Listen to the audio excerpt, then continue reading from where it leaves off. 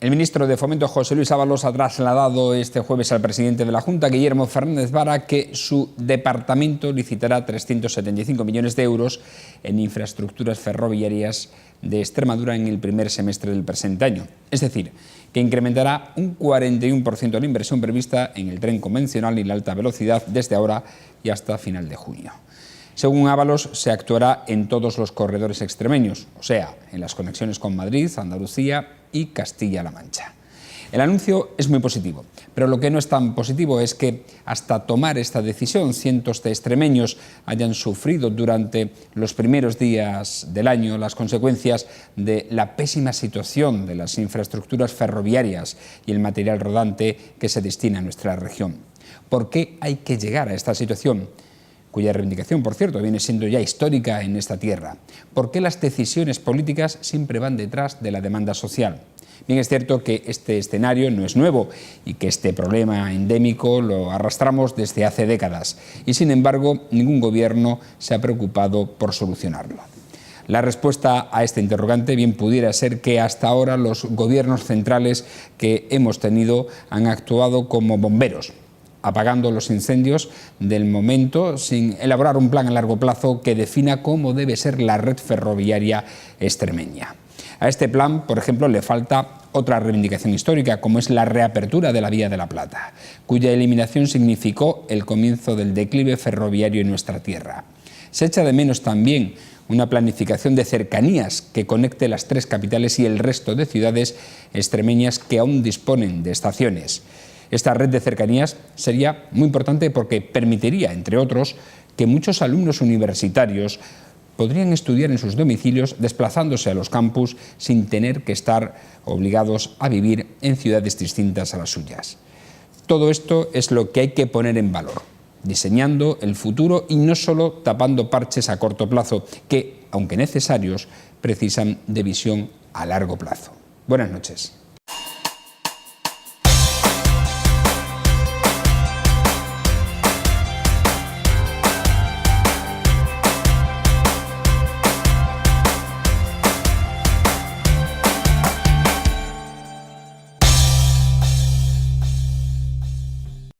Bienvenidos a esta edición de La Picota de viernes, número 891, en la que vamos a hablar del tren, de este anuncio que ha hecho el ministro, pero también de otros asuntos importantes, así como también de elecciones, las que vamos a tener próximamente, dentro de unos pocos meses, el 26 de mayo concretamente.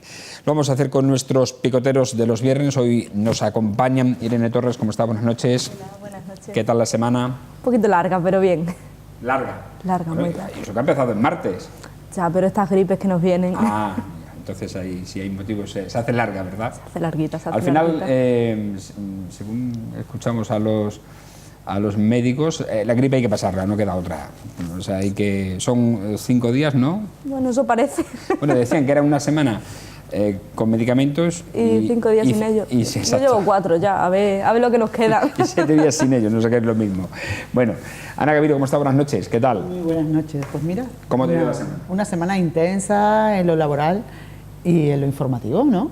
Uy, el informativo está muy entretenida, ahora hablaremos de ello. Muy divertida, sí. Muy divertida. Hemos empezado muy bien el año. Abel Hernández, ¿cómo está? Buenas noches. Muy bien, muy bien. Después de volver a empezar el curso, tanto en la UNED como en el instituto, pues bueno... ¿El instituto también ha empezado el miércoles?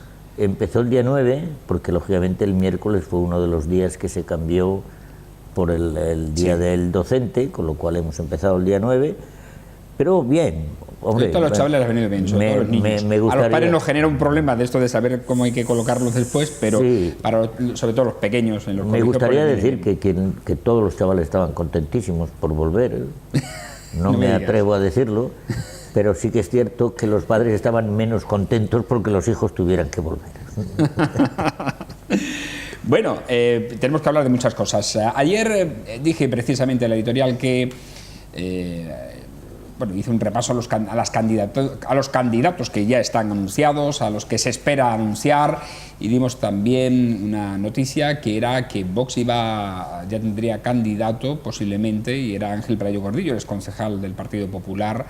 Esta información que de fuente muy directa y fiable me había llegado, pues ha sido desmentida por el propio protagonista, Ángel Barallo Gordillo, que anoche me llamó nada más emitirse y me dijo que él no es candidato, que hay un proceso de primarias en Vox y que habrá que esperar todavía.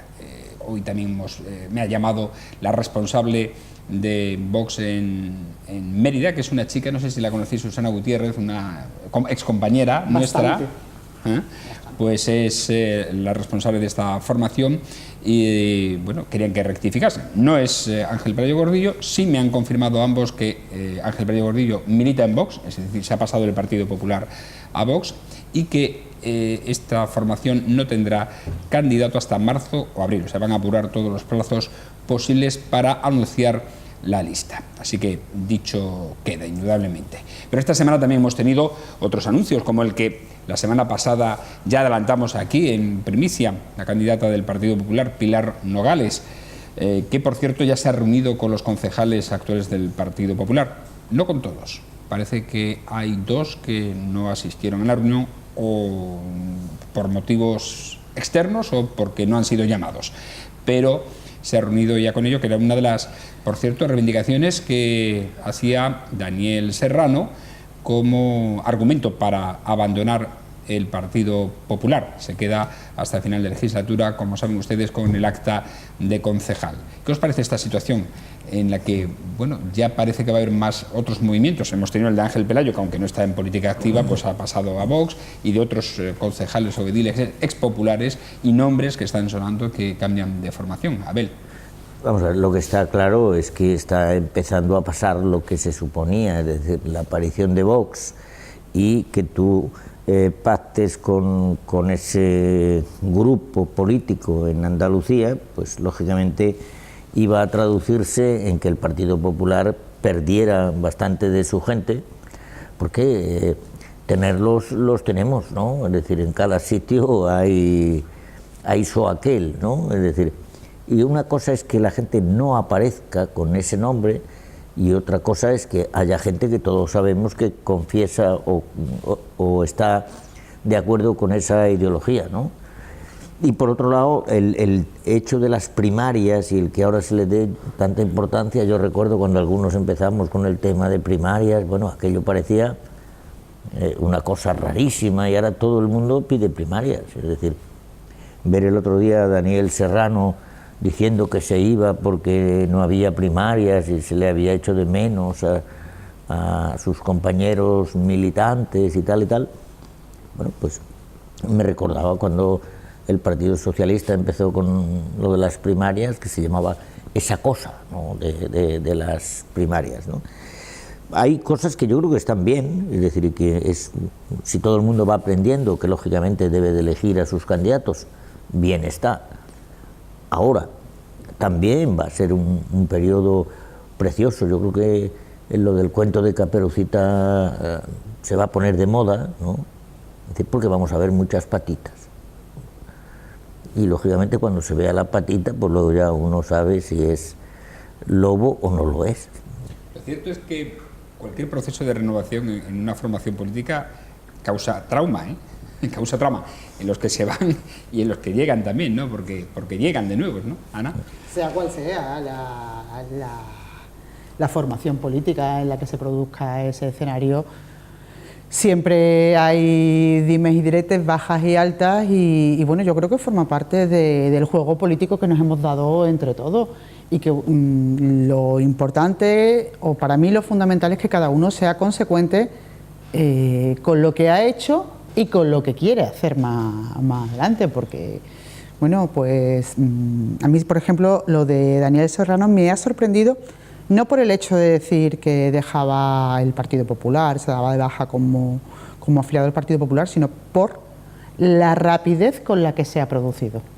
Yo sí es cierto que una vez confirmado el nombre de Pilar Nogales como candidata del Partido Popular a la alcaldía de Mérida, sí me esperaba algún movimiento de ese tipo, pero no con tantísima rapidez. Pero bueno, oye, entra dentro del juego político de cada una de las formaciones. ¿Tú crees que ha sido rápido cuando llevan desde el verano? Sí.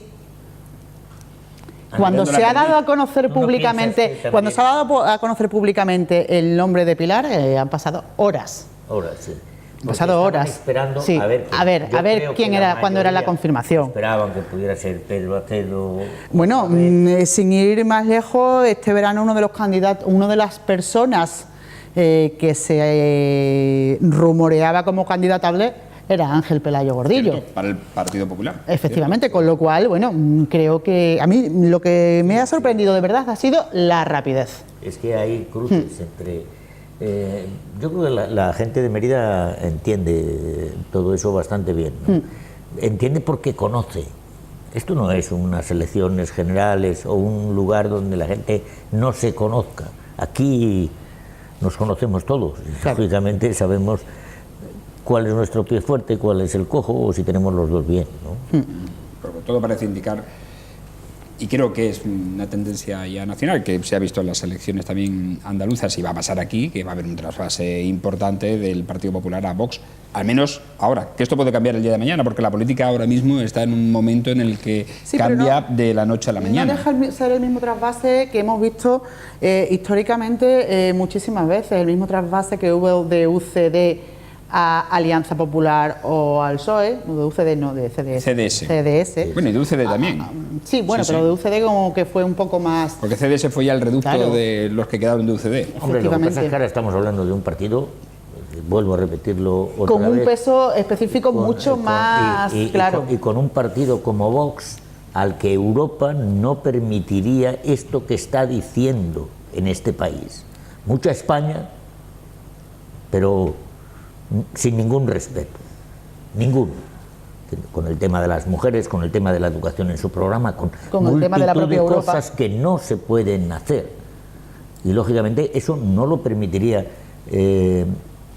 fundamentalmente casi ningún país europeo. Bueno, pero también que tienen una separación tajante entre lo que son partidos, digamos, democráticos, constitucionalistas, y aquellos que no lo son. Pero eso también lo han dicho algunos partidos en Italia y ahí está la prueba, en algunos en Alemania. Sí. O sea, que yo sigo manteniendo... Y están gobernando. Efectivamente, yo sigo manteniéndome en mi argumento de siempre. Una cosa es predicar y otra es dar trigo. Claro. A ver, Irene, ¿qué opinas?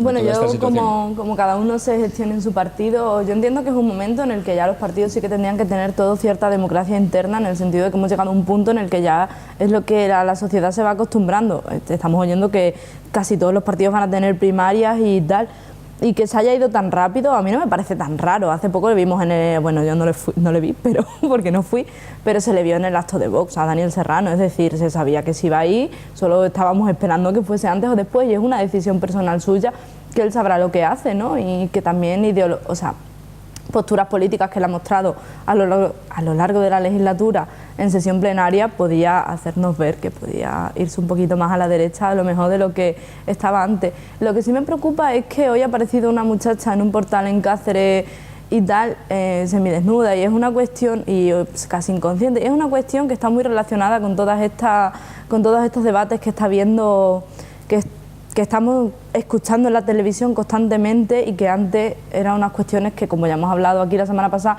estaban blindadas, y que parece que ya no están tan blindadas como estaban hace un tiempo, y parece que ya socialmente empieza a ser normal que nos encontremos con este tipo de noticias. Y bueno, con respecto a los candidatos locales, que me he desviado un poco del tema, perdón, con respecto a los candidatos locales, los iremos conociendo y estamos ya en campaña electoral. Estamos en una pre-campaña bastante amplia en la que se ve tanto en las cuestiones de prensa como en los candidatos, como el que se va viene, y nos queda ver muchas bajas en el PP en los próximos días o en las próximas semanas, y sabemos que van a llegar, y bueno, pues nos iremos enterando a través de la prensa, en los bares, en todos estos sitios nos iremos enterando de lo que viene, y es cuestión suya interna. Un poco puedo yo entrar a valorar.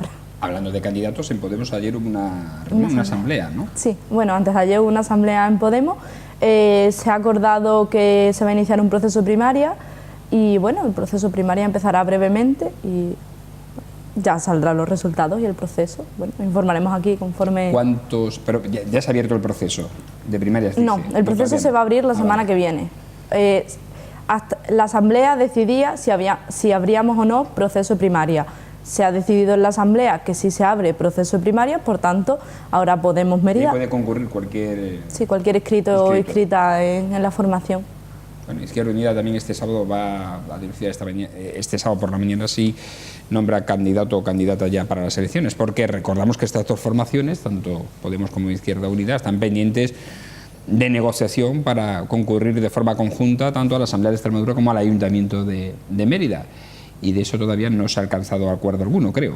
No, todavía no hay ningún acuerdo. También es verdad que cada uno ahora mismo, cada formación, estamos designando a nuestros candidatos y candidatas y después pues llegaremos a esas reuniones y a esa confluencia si así se acuerda. Por ahora todo apuesta a que sí, o sea, es decir, por ahora va en un buen camino. Pero bueno, ahora quedan las primarias y vamos a esperar a ver qué pasa en ellas. Decía Irene que veremos a lo largo de los próximos meses mucha gente del PP salir o entrar. Imagino que las veremos también en Podemos, según el resultado de las primarias, o en Izquierda Unida, según, porque es que resulta que al final esto siempre pasa en todos los partidos, tengan más o menos democracia. Oye, yo no estoy de acuerdo con el proceso de primarias o cómo se ha llevado a cabo o cuál es el candidato, porque está dentro del partido hay dos corrientes y tal, y entonces me descuelgo, no me descuelgo. O sea, que es que, por suerte, yo creo, son procesos que se ven cada 4 años. A mí, fíjate, una cosa que no me importaría es que se vieran, en lugar de cada 4 años antes de que llegue el periodo electoral, que se viera pues cada 2 años y medio, cada... Bueno, en Podemos son cada 2 años y medio, 3 las primarias, es decir, se están renovando constantemente los órganos y constantemente se están renovando... Pero por eso te digo que las salidas y las entradas se producen exactamente igual. A readmitir a aquellos que se han ido, a muchas personas que se han ido, sí. Es lo que te digo, que además que denunciaron, ¿no? Que si se han vuelto a readmitir. La verdad que no me consta si se les ha vuelto a readmitir, no, porque también ha sido el juicio. Que las salidas y las entradas... Es una cuestión estatal, yo no entro... Las salidas y las entradas se producen siempre en todos los partidos políticos, cada vez que hay, bien sea un proceso de primarias o bien sea un proceso de elección de candidatos o candidatables para cualquiera de las citas electorales que haya, incluso sin ser citas electorales, la designación de alguien para ocupar un cargo. A ver si se va a parecer esto al fútbol, ¿no? Bueno, casi. Igual hay alguien que fichajes millonarios, ¿eh? Igual incluso hay alguien que llegue a pedir la readmisión urgente, como ha hecho algún futbolista recién emigrado, ¿no? Efectivamente. Sí, esta mañana ha pasado con un equipo extremeño, no sé si era el Villanovense o había fichado a alguien y ha rescindido él el contrato a las 2 horas o algo así. ¿Ah, sí? Sí, sí. Eso no me lo he venido escuchando. Más corto de la temporada, naturalmente. Bueno, pues por cierto, sí es cierto lo que has comentado de la chica que ha aparecido esta mañana en estado desorientada y semidesnuda en la calle Hernán Cortés de Cáceres. Se ha activado el protocolo. La Policía Nacional lo ha hecho, efectivamente, por una posible agresión sexual. Pero la policía ha descartado ya. Ha descartado y la delegada, ya ha descartado. La delegada del gobierno, también. Yolanda García Seco, ha dicho ya que se descartaba absolutamente cualquier tema de eso. Lo que ocurre es que... Lo ha dicho, vamos... Claro, es lo de siempre. En el momento que empezamos a escuchar en televisión reiteradamente una noticia sobre... en el caso de, yo qué sé, un asesino en serio, con el mismo modus operandi, es verdad que se genera alrededor todo un estado de, y cualquier cosa nos parece lo mismo y a cualquier cosa la calificamos rápidamente de lo mismo. En este caso lo han descartado ya esta mañana, pero además a muy poquito tiempo después de producirse la noticia. Bueno, otra cuestión, el cine comercial en Mérida. Esta mañana he hablado con uno de los responsables de una de las empresas que parece ser estar interesada por la reactivación del cine en Mérida, de los cines comerciales, de las multisalas del Foro, concretamente con Juan Ignacio Villegas, que es el responsable de Cines Victoria, es una empresa de Almendralejo que tiene cines en Extremadura y en Andalucía, y que está interesada en alquilar esas salas, incluso con opción a compra, es decir, a un proyecto a largo plazo para poder mantener el cine comercial, la exhibición de cine comercial en Mérida. Pero la sorpresa ha sido que este buen hombre me ha dicho que han lanzado la oferta a Acciona y que Acciona todavía no la ha contestado. No sé si es que está barajando Acciona otras ofertas o otras posibilidades o qué, Bueno, además la empresa ha dicho que quería admitir a toda la plantilla de la empresa anterior, es decir, creo que la oferta debe ser bastante ambiciosa y además mantiene a la plantilla, incluso había dicho que con los mismos derechos laborales, según he podido leer a lo largo de estos días. Entonces... Pero Acciona todavía no ha contestado. Sí, pero además No, es cierto... es que yo creo que aquí hay que echarle mucha culpa, y lo digo desde aquí, a Acciona. Es decir, venga a hablar de Cinesa, venga a hablar del cine en Mérida. Bueno, pues también hay que plantearse. Yo también estoy seguro. ¿Qué es Acciona? Habrá que contarlo algún día. ¿Qué es? ¿Quiénes forman parte? ¿Qué locales tienen? ¿Qué obtuvieron? ¿Qué cosas? Yo creo que hay que hablar bastante más. A veces tenemos que ser, no digo meter el dedo en el ojo, pero es decir, sí analizar por qué pasan estas cosas, ¿no? Porque si no, a veces, si ves una oferta importante, interesante, y de pronto Acciona se echa para atrás, ya sabemos que tiene más ofertas, lógicamente. Claro, es que eso es lo que yo iba a decir. Que pero también habría que decirle, señalar a Acciona diciendo, usted es quien no quiere el cine en Mérida. Y entonces veremos a ver, bueno, pero lógicamente, cuando... Le va da igual, es una empresa que se dedica a ganar dinero, le vamos a señalar, vamos a decir quiénes son, y van a decir, sí, bueno, pero yo lo que quiero es que me te venga la mejor oferta y tener dinero, que para eso soy una empresa privada. Sí, no sé, pero que lo hacen, pero de alguna manera hacer ver a la ciudadanía de que no todo es Cinesa, no todo es cómo se ha gestionado, sino que también aquí hay gente de por medio. Si es que claro que las empresas, es decir, bueno, vienen a ganar dinero, pero lógicamente también se les tienen que dar las oportunidades o negárselas para otra ocasión. Es decir, usted me la ha hecho aquí, nos veremos. Que usted seguirá siendo Acciona, pero el tiempo es muy largo y largo se lo fío, ¿no? Amigo Sancho. Amigo Sancho. Bueno, vamos a repasar ahora los datos que se han dado desde la Delegación de Servicios Sociales de Mérida sobre las prestaciones y ayudas que se han otorgado desde este departamento del Ayuntamiento del Consistorio meritense. 14.500 personas, según la delegada Catalina Alarcón, han sido atendidas en todos los programas. Por ejemplo, en renta básica dice que se han tramitado 880. Disminuye, dice, el tiempo de espera, destacado este hito. En mínimos vitales, dice que Mérida es la ciudad que más invierte, con 277.500 euros. Se ha atendido a 662 familias, 3.400 solicitudes, ha habido 2.500 favorables, en fin. En el fondo de garantía, del periodo 1 de octubre al 28 de diciembre, se han atendido 240 solicitudes, de las cuales 235 han sido aceptadas, son familias beneficiadas. El presupuesto es de 136.000 euros. En ayudas a asociaciones para compra de productos perecederos, en la campaña de Navidad, se ha atendido a 15 asociaciones que han sido beneficiadas y 800 familias se han visto a través de estas asociaciones, pues ha repercutido estas ayudas para productos perecederos. En el programa de atención a familias, 39 familias atendidas. En verano se han realizado 2 espacios educativos en el John Casio y en Antonio Machado. En el campamento de Barcarrota ha atendido a 50 niños emeritenses. Ayuda a material escolar, se han recibido 637 solicitudes, 487 han sido aceptadas. En ayudas a domicilio ha habido 400 usuarios, o hay 400 usuarios en 2018, de las cuales 250 tienen terminales teleasistencia 100% gratuitos. El programa de la Diputación de Badajoz de instalación de detectores de humos se ha instalado en 100 viviendas con personas mayores. Este es a grandes rasgos las cifras que ha dado Catalina Alarcón del balance de su delegación durante 2018. Irene. Bueno, como balance, siempre los balances son positivos, ¿no? Es decir, todas las personas que hayan sido atendidas son personas que lo necesitaban y tenemos que ver primero por qué esas personas la necesitan y volver a hablar de por qué no hay un empleo de calidad en Extremadura.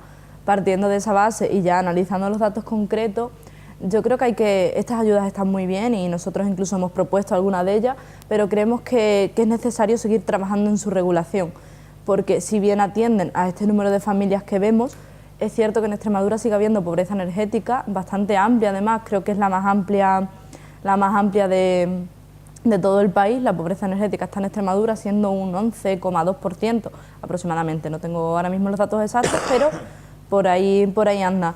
vemos como estos mínimos vitales, que además en Mérida es uno de los sitios donde más se van, no llegan a toda la población. De hecho, yo creo que todo el mundo conoceremos a alguien que no pueda mantener la temperatura de su hogar en condiciones óptimas en invierno.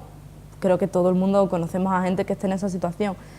Y luego hay una problemática, bueno, también creo, y esto lo digo así un poco como chascarrillo, que dentro de este balance todo cabe, porque hace poco hicieron un balance de educación y también metieron las ayudas de material escolar, hace poco hicieron un balance de discapacidad y también metieron los campamentos, es decir, que también todo cabe un poco. Y sí que me gustaría señalar una cosa que ya he dicho muchas veces, pero que bueno, yo lo repito y vuelvo a dejarle el mensaje al alcalde o a quien corresponda, y es decir, que las delegaciones de servicios sociales y vivienda estén separadas hace que estos datos estén un poco falseados, en el sentido de que hay muchas personas ahora mismo con problemática de vivienda, y si tú no tienes solucionado tu principal sustento, que es tener una casa, tener un trabajo y tener una casa, hay muchas problemáticas de vivienda. De hecho, en casos que yo conozco los estoy tratando directamente con la delegación de vivienda y con la alcaldía, entonces puedo dar fe de que existe esta problemática, que no es una cuestión de cifras que veamos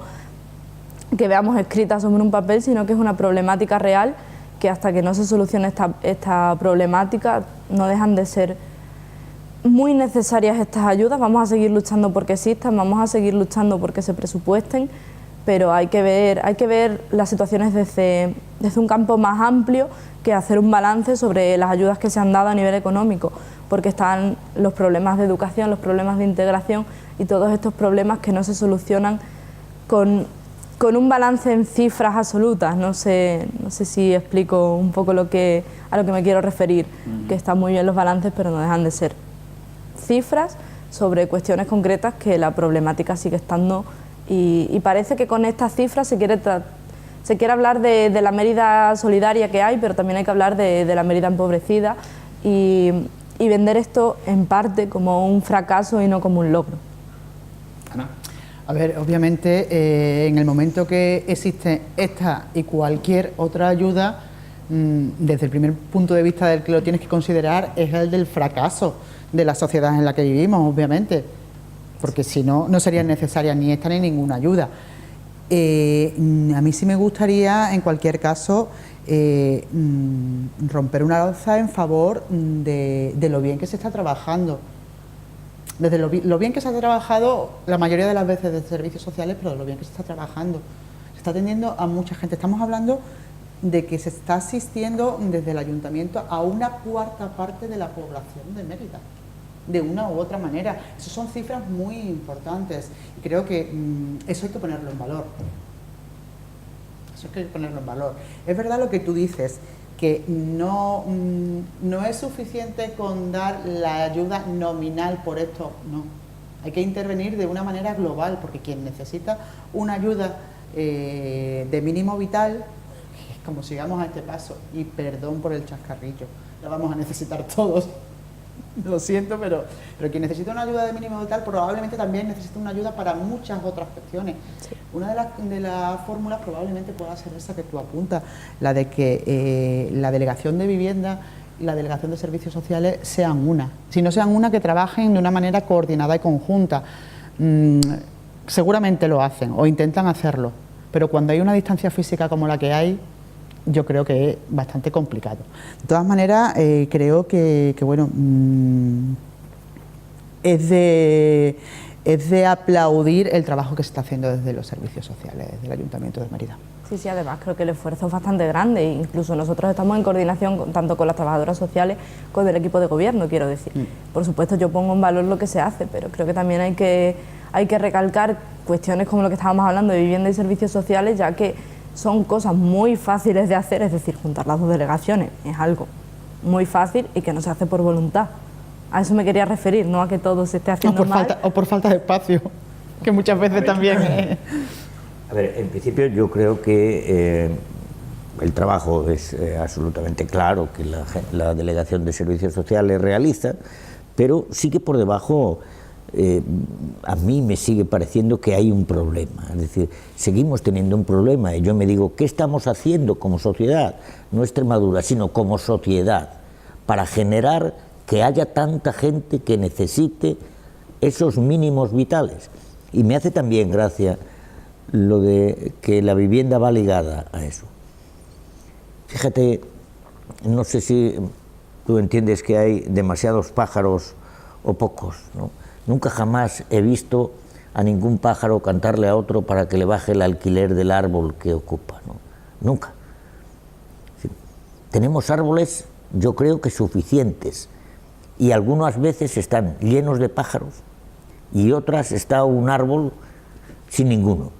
Es decir, lo digo porque el tema de la vivienda, que algo hemos hecho mal durante muchos años, es decir, pero no solo decir, en la Constitución pone que cada uno tiene derecho a una vivienda, porque luego, lógicamente, si uno se hace un palacio y otro se hace una vivienda menor, pues lógicamente son cosas distintas. Yo creo que la vivienda es algo que todo el mundo tendría que tener derecho, claro, regulando lógicamente, es decir, si un señor le ves todo el día al sol sentado y de pronto va y dice quiero una vivienda para que tenga más sol que la del otro que tiene sombra, pues yo creo que hay que regular determinadas cosas y por lo tanto eso se deja ver cuando empezamos a hablar de las ayudas que hemos prestado, como si esas ayudas las hubiéramos prestado el resto de la sociedad, o quien las presta, el Estado.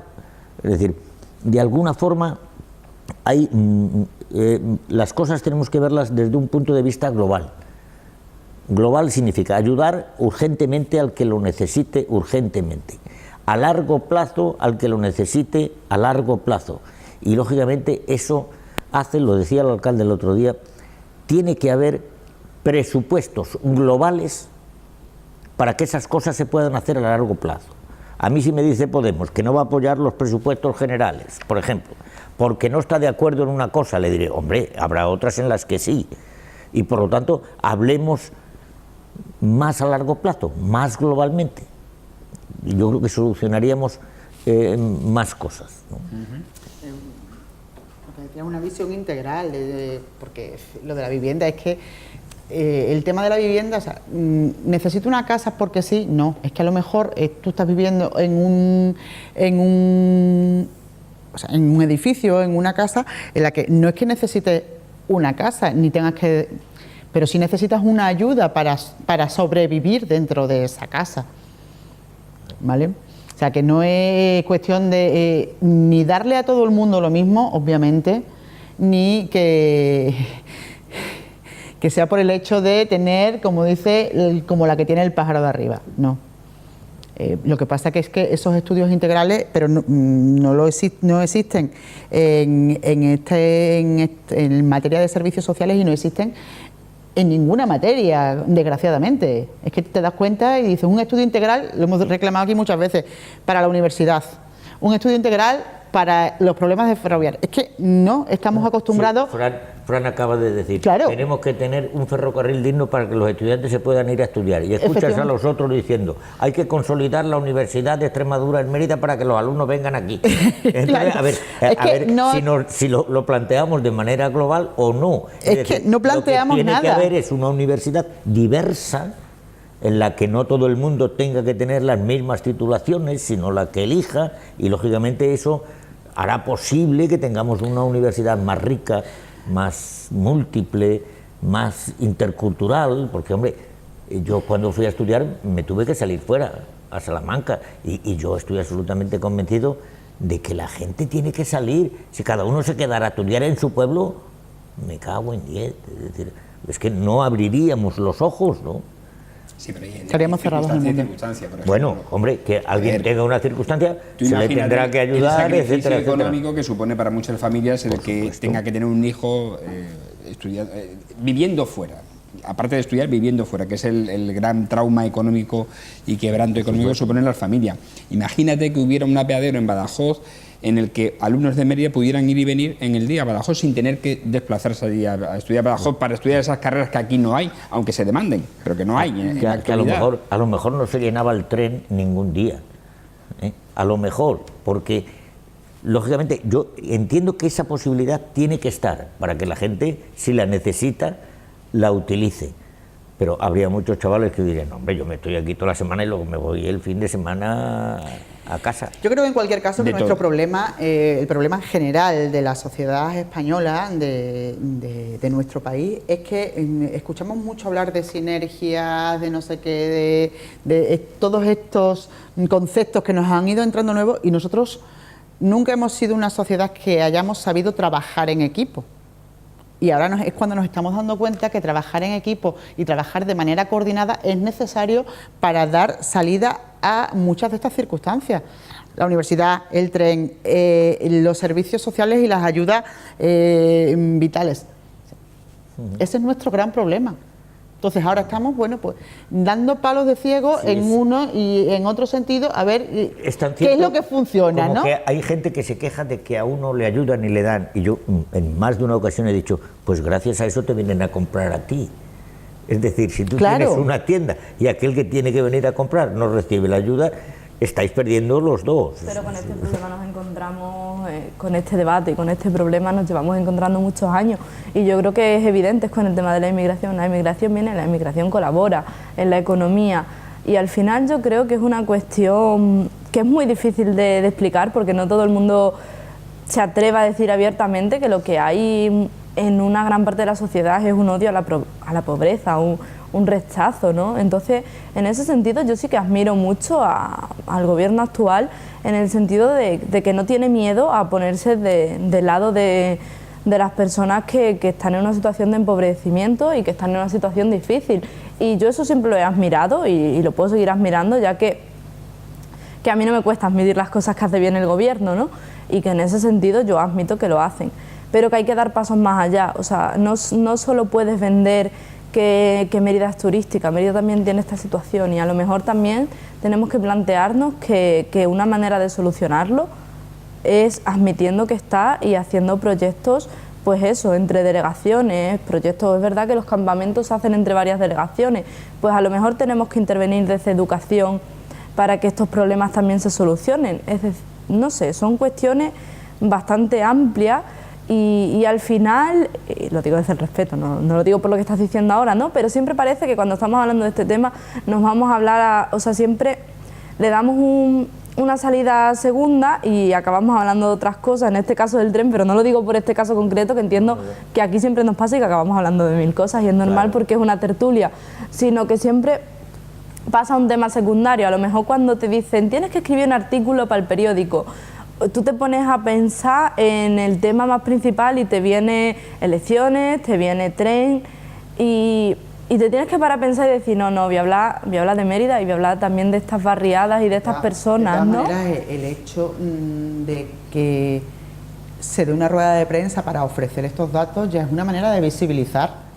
Sí, por ahí ha empezado la frase anterior, efectivamente, pero se visibiliza, yo creo que... Hay que visibilizarlo más, probablemente. Tú lo que estás intentando hacer llegar es que hay que normalizarlo y que tiene que ser una conversación habitual. Sí.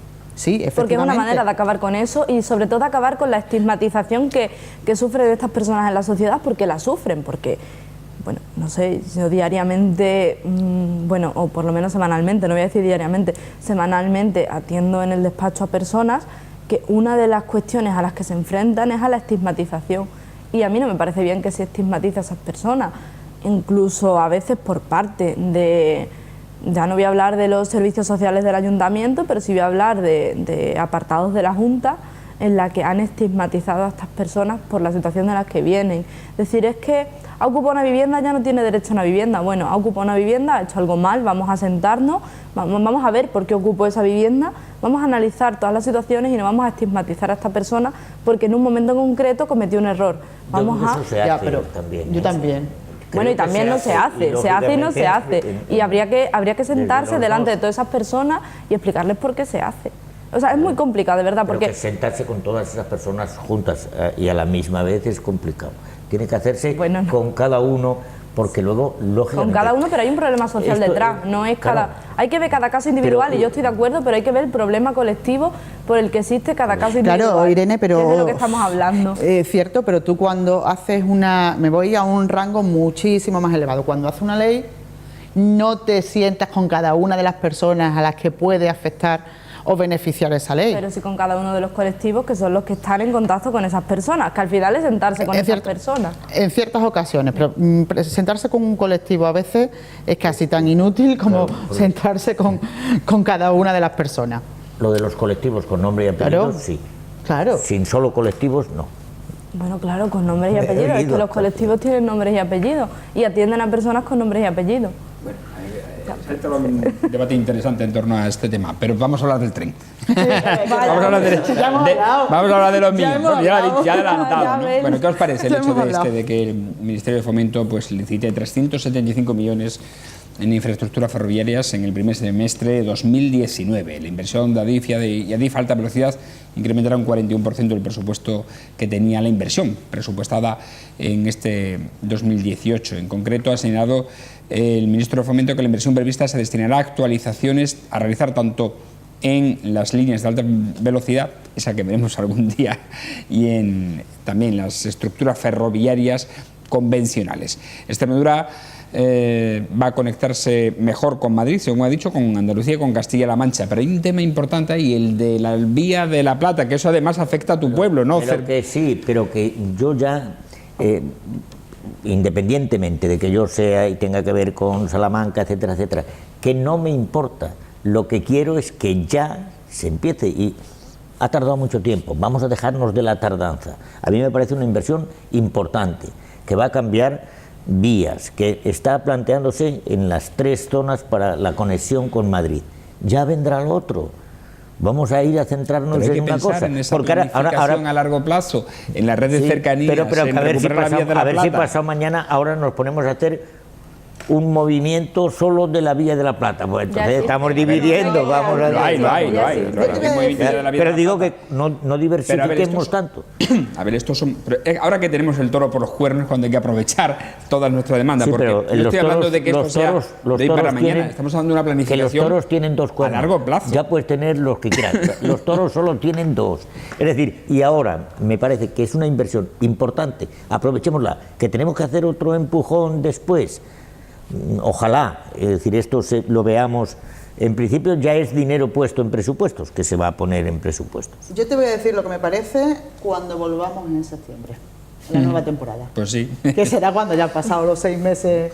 Y a ver si ha mejorado o no realmente. A ver si están licitados los 375 millones o no están licitados. Es que no hay más vuelta de hoja. ¿Para qué vamos a discutir sobre si sí, si no? Si... Hombre, 365 millones, perfecto, maravilloso. Una gran inversión, una inversión maravillosa que necesitamos como agua de mayo. Vamos a esperar a septiembre a ver qué dice el BOE y a ver qué se ha puesto encima de las vías, ¿no? Y sobre todo si se está actuando, porque en el BOE muchas veces se han puesto cosas que no han salido adelante. Que se ha puesto en el BOE y sobre todo que se ha puesto encima de las vías. Exacto. Es lo importante. Eso. Aspiro el día en que pueda ir a Madrid en tren. yo también. En cualquier caso, a mí sí hay una cosa que ayer me llamaba mucho la atención, incluso antes de que tú nos mandaras los temas de la tertulia de hoy, hubo algo que me llamó mucho la atención cuando cuando leí la primera información. Dije, hay que ver este ministro, que despistado es. O sea, el miércoles se reúne con García Paje en Toledo y no sabía cuál era la cantidad, ni cuál era el incremento de la inversión en las vías. Y de repente ayer tuvo una transfiguración, ya sabía la cifra, pero al dedillo, ¿eh? Porque se le había dado así. Me llamó mucho la atención, Yo quiero verlo, como dice Ana, quiero verlo licitado y quiero ver que es verdad, porque como las promesas, podemos poner un vídeo, de hecho existe ese vídeo. Pero licitado ya no sirve, porque aquí tenemos tramos, precisamente el tramo del AVE del Mérida se ha licitado no sé cuántas veces. No sé cuántas veces han intentado empezar la obra y al final... Claro, a eso me refiero, que la reunión de ayer se me queda en otras reuniones, que ponerle esperanza. Bueno, yo sí que creo que habría que empezar por el principio. Nuestra compañera Irene de Miguel pidió que dejásemos de pagar el canon que se le paga a Renfe, hasta que los 4,1 millones, hasta que en un momento concreto Renfe empiece a dar un servicio digno en Extremadura. Yo creo que Vara debería haberse plantado en Madrid con una propuesta tan sencilla como vamos a dejar de pagar el canon a Renfe. Eso lo dijo el Diador, ¿no? Sí, pero lo dijo el día 2 pero no lo ha hecho. Pero el día 3 pero el día 3 se lo había olvidado, claro. Entonces, que lo haga y ya verás como una vez que tú... Bueno, de hecho es que creo que hay 3 comunidades autónomas que pagan este canon. Hasta que no se dé un servicio en Extremadura en condiciones, nos plantamos. ¿Por qué no nos plantamos? No nos plantamos porque gobierna, quien está gobernando no se va a plantar. Hay que negociar también. No hay que negociar, hay que plantarse. Y una vez que tú te plantes ya verás cómo se sientan a negociar contigo. Pero si tú no te plantas, como no te llevas plantando 30 años, no se van a sentar, te van a hacer una reunión, vas a hacer muchas fotos con muchas periodistas, van a decir... Con muchas cifras. Con muchas cifras, que 375 millones para el extremeño. Y va a llegar enero, y va a llegar febrero, y va a llegar septiembre, y vamos hasta aquí sentados y vamos a decir, no pasó. Que me diga que luego si sale, y es verdad que están los... pues de verdad me confundí. Por supuesto, de hecho lo he hecho hace un rato cuando me confundí con algo. Yo lo diré en septiembre. En septiembre lo diremos. Cosas luego, si se producen... Lo diré en septiembre. Además tenemos la hemeroteca. Cosas, los logros, algunos logros, son hijos de todos. Todo el mundo es suyo el logro. Pero lógicamente cuando no salen las cosas nadie es culpable, ¿no? Es decir, yo entiendo que si la inversión... Los logros son de todos los problemas huérfanos. Los problemas huérfanos. Si conseguimos que se empiece a... En principio yo ya he visto una mejora, y es que se hable de los distintos accesos, es decir, de Madrid por tal sitio, por tal otro, que hay que arreglar las vías, lógicamente... Un montón de cosas que, si recordáis el día que Ángel nos explicó, aquí Ángel Caballero nos explicó cuáles eran los problemas, es un poco lo que aparece ahí en esta inversión de los 374 millones. En esta inversión no. Mi única en estas duda... declaraciones y en esta declaración de intenciones. Bueno, es que si los demás van a hablar que no han invertido nada en años y en años. Es que da igual. No. Pero es que los demás son exactamente igual. Que tú dices, el logro es colectivo y la culpa es de alguien. Es que el logro es colectivo. Es que el logro es de que durante meses y meses y meses. Pero algunos cogieron y dijeron, ya no vamos a ninguna manifestación. Por ejemplo, Podemos. Sí, por supuesto. No vamos a las manifestaciones. ¿Por qué no? Porque no iba Milana Bonita. ¿Y Milana Bonita quién la ha votado? ¿Me queréis decir qué votos ha sacado Milana Bonita en Extremadura? Pues a lo mejor consigue más. Ninguno. Pues que primero que no se Por lo tanto, no se puede decir que las plataformas ciudadanas no todas se presentan a las elecciones. Bueno, con las plataformas ciudadanas, las que se presenten a las elecciones. Sigue hablando. Hombre, y quiero que hablemos todos.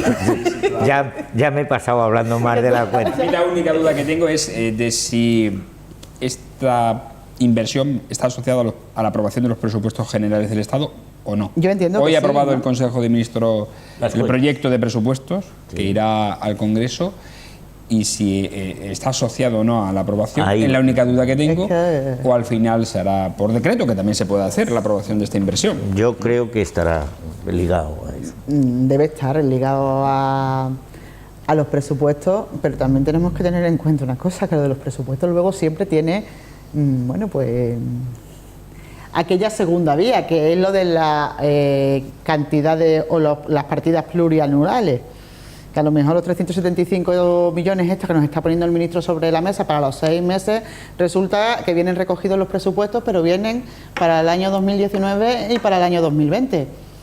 Sí, claro, evidentemente. ¿Sabes? Que entonces ya no serían 375 euros para el primer semestre, es que... Pero yo entiendo que sí, porque si no, con la prórroga de los presupuestos actuales, en algún sitio tenemos que quedar a falta. Indudablemente. Claro, por eso hablaba de que no se puede pedir trigo aquí si no se da el agua en otro lado. Ahora hay que apoyar los presupuestos. Claro.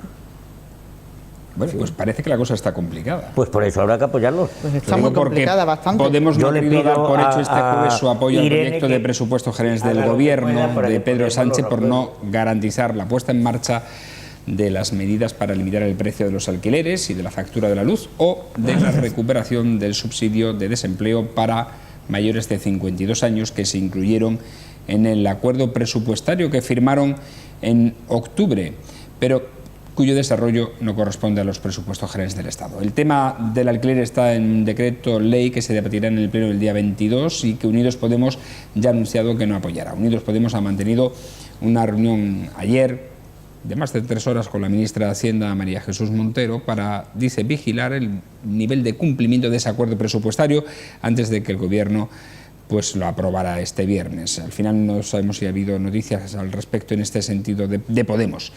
El presupuesto se ha sido aprobado en el Consejo de Ministros. A este respecto, la formación morada ha informado en un primer momento de que la visión general de toda la información que les ha facilitado, les ha proporcionado Hacienda sobre las cuentas públicas parece adecuada. No obstante, el secretario de Organización y Acción de Gobierno, Pablo Echenique, ha aclarado después que el Ejecutivo sigue sin garantizar el cumplimiento de algunas medidas extrapresupuestarias que consideran imprescindibles para dar su apoyo a estos presupuestos. Por lo tanto, no sabemos si al final, tanto hablar de los catalanes y los vascos, Podemos los apoyará o no. Creo que sí. Porque parece que lo de los presupuestos es adecuado, y así lo dicen, y lo que dice Echenique es medidas extrapresupuestarias. Es decir, si estamos hablando de los presupuestos, las medidas presupuestarias, lógicamente, se pueden ir negociando, aprobando, lógicamente, con medidas complementarias. Ya, pero es que en el acuerdo que firmaron en octubre decían que yo estoy absolutamente convencido presupuestarias estarían puestas en marcha antes de la aprobación de los presupuestos, y no lo están. Pero yo estoy exactamente igual que tú, convencido de que, a pesar de que esta mañana escuchaba a Irene Montero, creo que en los desayunos de Televisión Española, diciendo lo mismo que Echenique, que ponían en duda, que ellos no estaban todavía seguros y tal. Yo estoy convencida de que finalmente van a apoyar. Yo también. Y voy a apuntar otra cosa. Me parecería perfecto, cada partido político negocia cuando tiene oportunidad como mejor le conviene. Lo preocupante del inicio de la aprobación parlamentaria de los presupuestos, o lo que más me preocupa a mí, es el tema de, como siempre, el chantaje ese que Torra está haciendo a través de la abogacía del Estado, que no van a votar los presupuestos si no se retira los cargos de secesión de los políticos presos. Eso es lo que más me preocupa. Yo tampoco me creo, es decir, y lo digo pues aquí, a mí me preocupa, los independentistas también van a votar por una sencilla razón: no hay nadie que le guste más las perras que a ellos. Sí, y los catalanes lo han demostrado a lo largo de toda la historia. Ay, por cierto, y Ábalos eso, también se ha con tal de que ellos, aparezcan, ¿no? allí las perras, eso está claro. Sí, porque Ábalos también se ha comprometido con ellos a que un tercio de todas las de toda la partida presupuestaria en infraestructura se iba a Cataluña. Otra cosa que deberíamos de apuntar para el tren nuestro. Bueno, sí.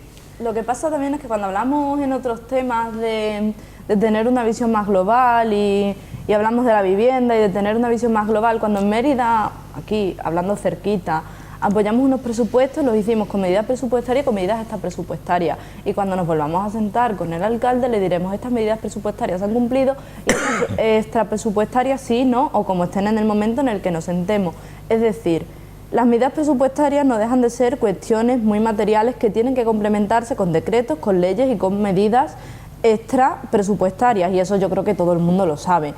No es tan fácil como decir: te pongo 5 millones aquí y me la aprueba. Eso no es tan fácil, y hay un acuerdo que por ahora, oye, podemos debatirlo el viernes que viene y que estemos en otra situación diferente, porque esto no depende de Podemos, esto depende de que el Gobierno ha firmado un acuerdo que tiene que cumplir, porque para eso están los acuerdos, para cumplirlo. Si no, no hay acuerdo. Pero luego tampoco podéis estar continuamente diciendo, es decir, esto lo propusimos nosotros. Sí. Tú lo dices bastantes veces, sí. Es decir, bueno, y aquello que propusieran otros grupos no es exactamente igual de importante. Igual de importante, lo que pasa es que nosotros firmamos un acuerdo. Es decir, lo que jugamos es yo también he dicho cuando otros grupos proponen a los cosas. Votos, y es lógico. No, además yo en ese sentido, votos, a ver, jugamos a los votos, pero yo creo que es bastante honesta. De hecho, cuando el gobierno de aquí o regional ha propuesto cosas y hemos debatido aquí de ellas, yo lo he dicho. Incluso hace un rato en este programa he dicho: el equipo de gobierno de Mérida ha hecho ciertas cosas, es decir, que yo reconozco lo que proponemos nosotros y reconozco lo contrario. ¿Por qué? Porque si no, nadie creería mi discurso. Y como a veces creo que es más importante la honestidad y que te crean cuando hablas que ganar 3 votos más, cuando otros han propuesto cosas, lo he dicho. Pero en este caso nosotros hemos firmado un acuerdo, nosotros a nivel estatal quiero decir, yo no lo he firmado porque yo no estoy en Podemos estatal. Mis compañeras y mis compañeros han firmado un acuerdo en el que el gobierno estaba de acuerdo, porque si no, no lo hubiese firmado en el que hay unas partes que no ha cumplido. A lo mejor el gobierno en estos días, porque en estos días va a haber mucha tensión y va a haber muchas reuniones y va a haber mucho debate. Y a lo mejor ahora mismo la noticia es Podemos no garantiza su voto y dentro de 3 horas estamos en madrugada y se llega a una reunión y se llega a un acuerdo y dentro de 3 horas la noticia es la contraria. ¿Por qué? Porque están debatiendo y todavía están trabajando en ello. Pero hay cosas que el gobierno, que es quien lo ha firmado, tiene que cumplir y no se le puede echar la culpa a Podemos de no apoyar algo que había firmado el gobierno y no va a cumplir, porque eso... Es decir, es que entonces el tren se queda fuera, ya, pero es que entonces la vivienda se queda fuera. Pero, Irene, vamos a ver, es que lo de la honestidad significa que el gobierno también tiene que hacer muchas cosas, tiene muchos frentes abiertos, no solamente puede hacer caso, digamos, a un planteamiento, seguramente lo hace en unos días y yo creo que casi todas las veces que se han puesto a hablar, pero uno puede ser honestísimo, el más honesto del mundo y buscar votos. Porque si no, me estaría engañando. Aquel que dice, yo soy muy honesto, pero no quiero los votos, porque el tener los votos significa llevar tu política adelante. Si alguien no saca ningún voto, ¿de qué le va a valer que diga cosas muy honestas si luego no va a poder hacerlas? De hecho, los partidos políticos estáis para eso. Claro. El acuerdo, el debate, sea cual sea, tiene un objetivo fundamental, que es el de obtener unos votos. Claro. ¿A corto plazo o a largo plazo? Pero es el objetivo de cualquier formación política que juega a esto, jugamos a obtener votos. Nos engañemos más o nos engañemos menos, engañemos más a los ciudadanos, los engañemos menos. Pero es verdad que el objetivo es ese. Entonces, yo entiendo que cualquier acuerdo, cualquier negociación que se hace entre dos formaciones políticas distintas, aunque tengan un punto de partida o la misma ideología, desde el punto de partida de la misma ideología, está claro que es eso, obtener votos. Yo creo que llegaremos a un sí. acuerdo. Y se va a llegar a un acuerdo, yo estoy convencida. Se puede llegar a un acuerdo, pero que para eso hay que poner por las dos partes. Por las dos partes. Tú y yo la ponemos porque la pongan los otros. Bueno, ojalá todo el mundo la pusiera como la ponemos aquí, la verdad. Bueno, por cierto, todo lo que no está claro es el presupuesto general de la Comunidad Autónoma de Extremadura, que se va a comenzar a debatir el martes y del que no hay acuerdo todavía, tampoco con Podemos, por cierto, entre el PSOE y Podemos, porque ayer mismo Álvaro Jaén decía que no había prevista ninguna reunión entre los representantes de ambos partidos para ultimar el diálogo de cara a una votación, posible votación favorable hacia los presupuestos. Bueno, eso creo que además lo hablamos aquí hace un par de semanas. Nosotros tuvimos una negociación, igual que la ha habido a nivel estatal, la ha habido a nivel regional, la ha habido a nivel local, y nosotros presentamos unas propuestas. Había una parte de las propuestas con las que el gobierno estaba de acuerdo y había una parte con las que no. Entonces, nosotros hasta el último momento le estamos dando esa oportunidad de que el gobierno apoye un proyecto de empleo, porque siempre estamos diciendo que lo que necesita nuestra comunidad es empleo. Nosotros hemos presentado un proyecto de empleo y estamos esperando a que el gobierno pues también... Creo que hay una reunión de la consejera de la vicepresidenta y consejera. La vicepresidenta y consejera con nuestra Podemos. Responsable. Bueno. Próximamente, a ver, de aquí a los presupuestos hay que hacerlo, es importante. Ante el silencio que hay, sobre todo en los medios de comunicación, al respecto, yo voto por la prórroga de los presupuestos. Estamos en año electoral. Yo creo que sí. Bueno, lo normal que suele pasar en año electoral. Por cierto, que Guillermo Fernández Vara ha dicho que los 375 millones de euros prometidos por Ábalos no están vinculados al presupuesto general del Estado. Bueno, nos quedamos con esto. No hay tiempo para más. Hoy se ha tomado posesión, por cierto, el nuevo rector de la Universidad de Extremadura en Mérida, aquí, en presidencia de la Junta de Extremadura. ¿Le podían dar un paseíto por el campus emeritense? De paso para... Creo que ya se lo pidieron, o sea que lo habrá dado ya seguramente. En fin, suerte para Antonio Hidalgo. Nos vamos, no hay tiempo para más. Agradecer, como siempre, a Abel Hernández. Hasta la próxima semana. Su presencia hoy aquí. Nos vemos. Ana Gaviro, buena semana también. Buena semana para todos. Irene Torres, lo mismo. Muy que lo buen fin de disfrutes. semana. Además, tú con vacaciones, creo. Sí, tengo vacaciones para estudiar, pero son vacaciones, así que desearme... Pero la eso picota no te damos vacaciones. No, la picota vendré. Además, así también desconecto un poco de tanto estudio. Y a ustedes, queridos picoteros, también, que nos ven y nos siguen, tanto en TDT como en redes sociales, desearles un feliz fin de semana. Recuerden que estamos en Facebook, en Twitter, en YouTube y en Instagram, donde pueden seguir toda la actualidad local, regional, que de momento se publique, es decir, con la inmediatez necesaria de las redes sociales. Redes sociales que, por cierto, son magníficas para unas cosas, pero a veces para otras hay que tener un cuidado excesivo. Saber de qué fuente viene la información es muy importante, lo digo por lo de los bulos, las fake news, que nos estamos acostumbrando a todo esto y que forma parte ya de nuestra vida, desgraciadamente, las mentiras, que está mal dicho lo de noticias falsas. Porque son noticias o son falsas. No hay noticias falsas. Las dos cosas a la vez. Ciertamente. Bueno, feliz fin de semana. Buenas noches, que sean felices.